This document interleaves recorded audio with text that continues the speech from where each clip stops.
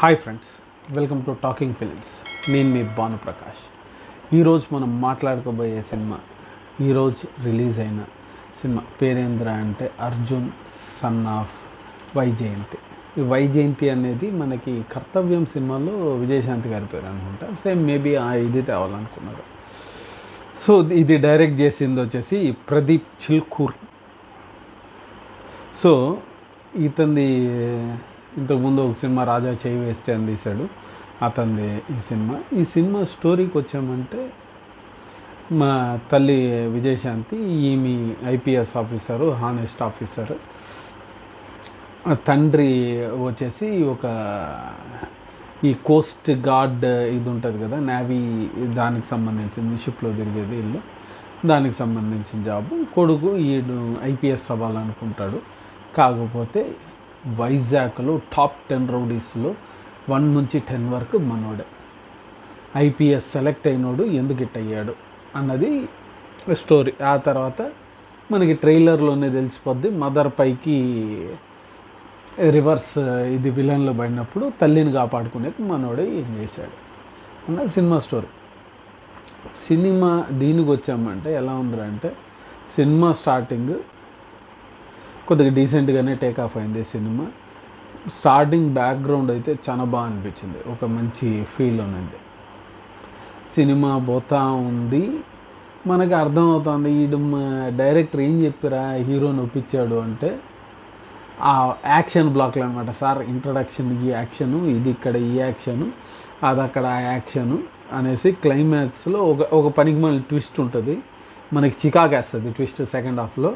ఆ ట్విస్ట్, ఆ క్లైమాక్స్, తల్లి ఇంకా అక్కడ ఉన్నాడు, హీరోని కట్టేస్తున్నారు, ఈ దీంట్లో ఉన్నప్పుడు ఇంకొక ఇది చూపించి, ఒక అమితమైన ఇది చూపించి వస్తుంది అనమాట. మొత్తం సినిమా చూసేసరికి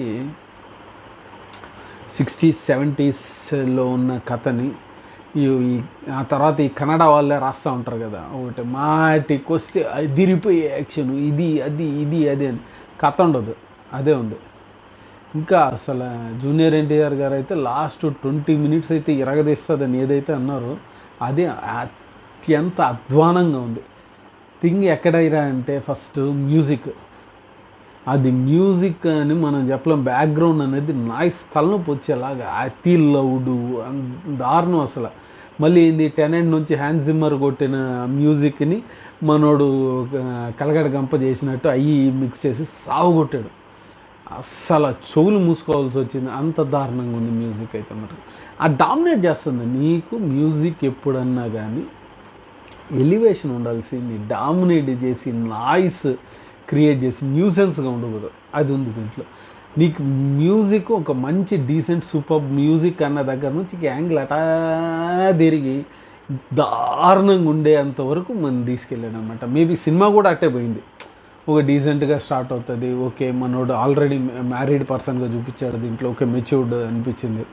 ఆ తర్వాత పోయి మళ్ళీ ఆ ఇంట్లో ఎవరబ్బా చిన్న పాప అనుకుంటే దానికి ఒక ఫ్లాష్ బ్యాక్, ఇవన్నీ మిగతా ఇదంతా ఆ 4 ఇయర్స్లో ఎట్ట అయ్యాడు అనేసి. శ్రీకాంత్ది ఒక క్యారెక్టర్ ఉంది, అది ఒక పనికిమాలిన క్యారెక్టర్ అనిపించింది.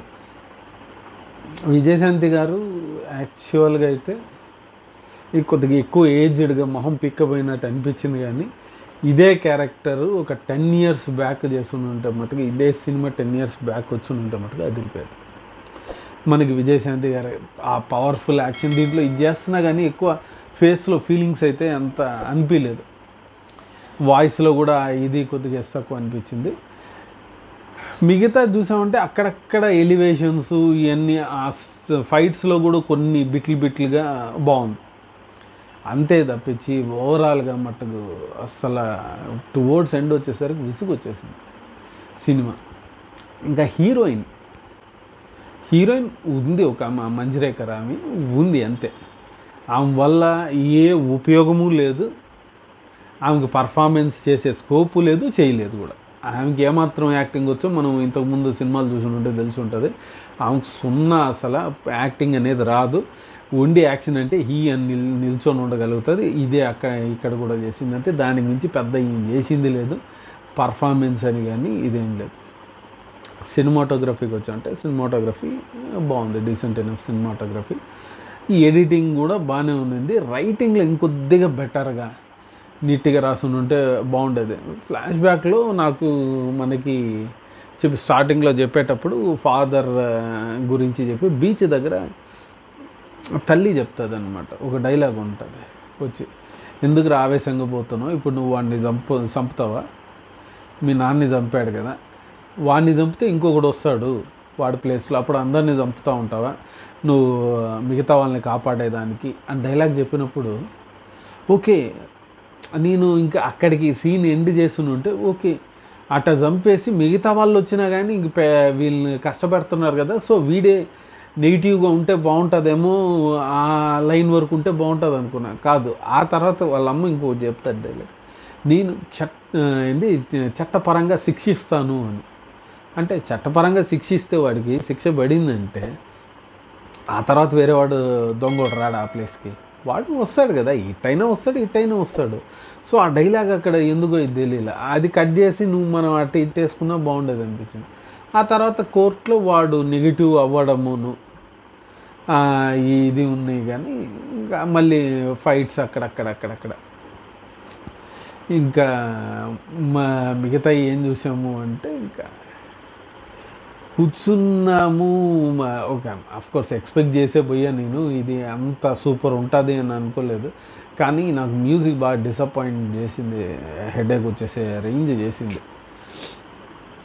సరే మేము వెళ్ళి చూడవచ్చా, ఫ్యామిలీతో వెళ్ళి చూడవచ్చు అంటే హ్యాపీగా ఫ్యామిలీతో వెళ్ళి చూడవచ్చు. ఎట్లాంటి పనికి మాలిన అయితే ఏముండవు సినిమాలో, పనికి మాలిన డైలాగులు ఉండవు, ఏముండదు. మదర్ సన్ మధ్య రిలేషన్ చూపించాలని ట్రై చేశాడు, కానీ చూపించలేకపోయాడు.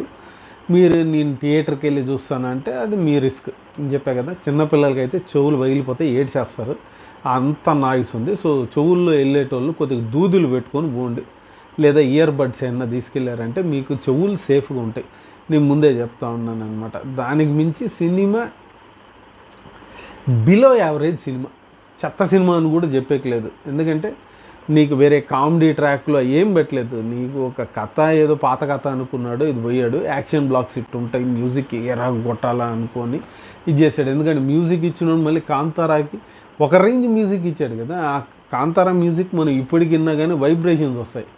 అంత మ్యూజిక్, మంచి మ్యూజిక్ డైరెక్టర్ ఇట్లాంటి పనికిమాలింది ఎలా ఇచ్చాడో నాకైతే అర్థం కాలేదు. ఓకే, అప్పుడు చూసేటప్పుడే ఎవడరా మ్యూజిక్ డైరెక్టర్ వచ్చి పేరు చూడాలా, అసలు ఈ తమన్ని అనిరుద్ధ్ శిష్యుడు ఉన్నట్టున్నాడు, మిక్స్ చేసి అసలు సంతోతలు పడేస్తున్నాడని లాస్ట్లో చెవులు మూసుకున్నాను నేను, అంత దరిద్రంగా ఉన్నది. సో మనం వర్డిక్ట్ ఏంటంటే సినిమా బిలో యావరేజ్ సినిమా, వెళ్ళాలంటే వెళ్ళొచ్చు, లేదా ఒక నెలన్నర ఆగారంటే హ్యాపీగా ఏదో ఓటీటీలో వస్తుంది, ప్రశాంతంగా చూసుకొని ఎంజాయ్ చేసుకోవచ్చు. అది కూడా కొద్దిగా సౌండ్ తగ్గించుకొని, మామూలుగా చూసేదానికంటే ఒక 15-20% తగ్గించినా కానీ మనకి బ్యాక్గ్రౌండ్ సరిపోతుంది, ఆ రేంజ్లో ఉంటుంది అనమాట.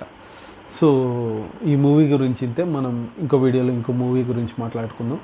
అప్పటిదాకా ఈ వీడియో మీకు నచ్చిందంటే లైక్ చేయండి, ఇంకా నచ్చిందంటే మీ ఫ్రెండ్స్తో షేర్ చేసుకోండి. ఇలాంటి వీడియోస్ మీకు ఇంకా కావాలంటే మీరు మర్చిపోకుండా కింద ఉన్న సబ్స్క్రైబ్ బటన్ క్లిక్ చేయండి, అలాగే పక్కన ఉన్న బెల్ ఐకాన్ కూడా క్లిక్ చేశారంటే మా వీడియోస్ మీకు ఆన్ టైంలో వచ్చి చేరుతాయి. ఇంకో వీడియోలో కలుద్దాం. Bye and thank you.